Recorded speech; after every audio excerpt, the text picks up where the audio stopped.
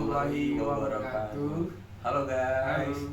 Kami di sini ingin membuat konten podcast yang akan membahas apa San? Desain barang dan jasa. Nah, sebelum kami mulai, izinkan kami memperkenalkan diri dulu guys. Yaitu saya Gosaris Octavian, NPM 102233729.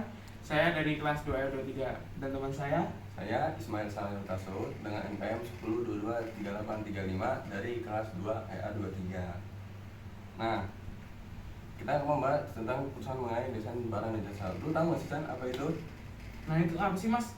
Keputusan mengenai desain barang dan jasa? Nah, keputusan desain barang dan jasa adalah salah satu keputusan strategis yang paling mendasar dan signifikan dalam manajemen operasi. Nah, kenapa sih keputusan mengenai desain dan barang dan jasa itu salah satu keputusan strategis yang paling mendasar dan signifikan, Mas? Karena desain produk atau layanan secara langsung menentukan proses produksi atau penyampaian layanan yang dibutuhkan, seperti sumber daya yang diperlukan, biaya yang dikeluarkan, kualitas yang dihasilkan, dan pada akhirnya kepuasan pelanggan serta keberhasilan perusahaan di pasar. Nah, San, lu tahu nggak apa aja yang mencangkup dalam keputusan desain barang dan jasa?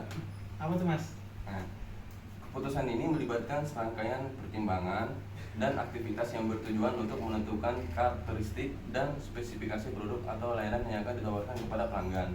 Beberapa aspek utama yang mencakup itu ada fungsi dan kinerja, bagaimana produk atau layanan akan berfungsi dan memenuhi kebutuhan pelanggan, fitur apa saja yang akan ditawarkan, tingkat kinerja seperti apa yang diharapkan.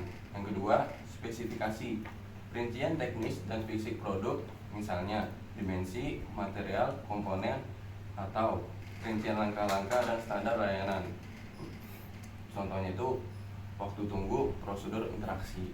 Yang ketiga, ada kualitas, tingkat kualitas yang diinginkan dan bagaimana kualitas tersebut akan diukur dan dikendalikan.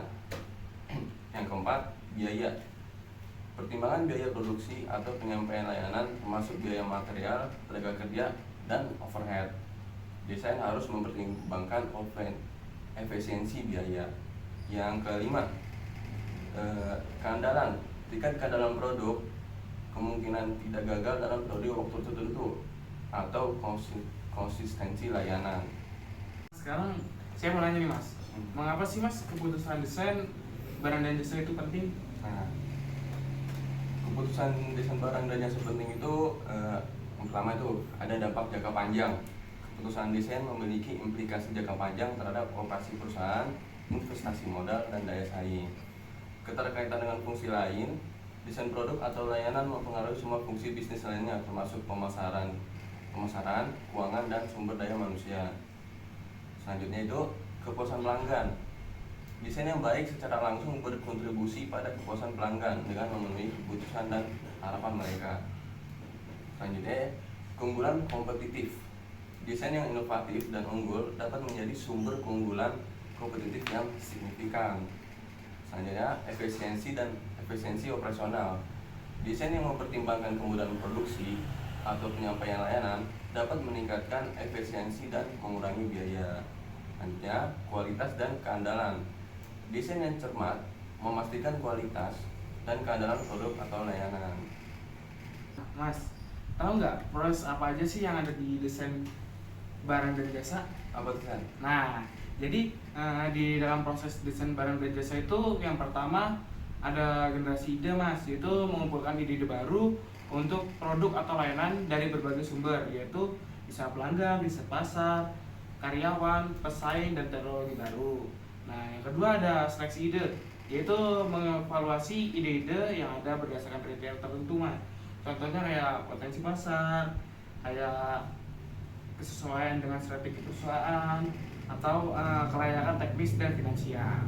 Yang ketiga, pengembangan produk atau layanan, yaitu menerjemahkan ide yang dipilih menjadi spesifikasi yang lebih rinci, termasuk desain konseptual dan prototipe.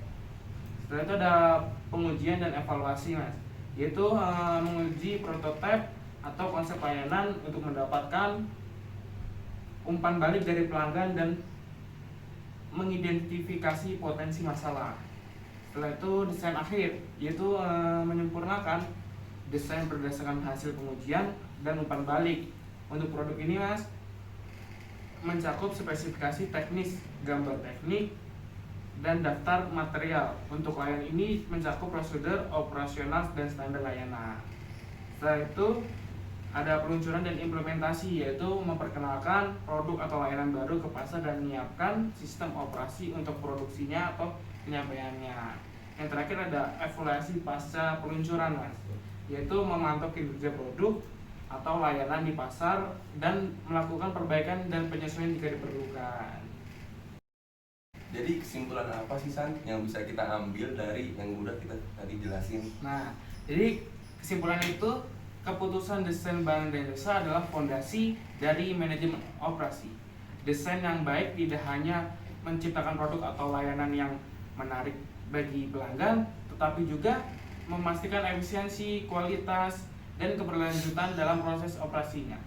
Perusahaan yang berhasil memahami dan mengelola proses desain dengan efektif akan memiliki keunggulan kompetitif yang lebih besar di pasar, gitu Mas. Oke, San.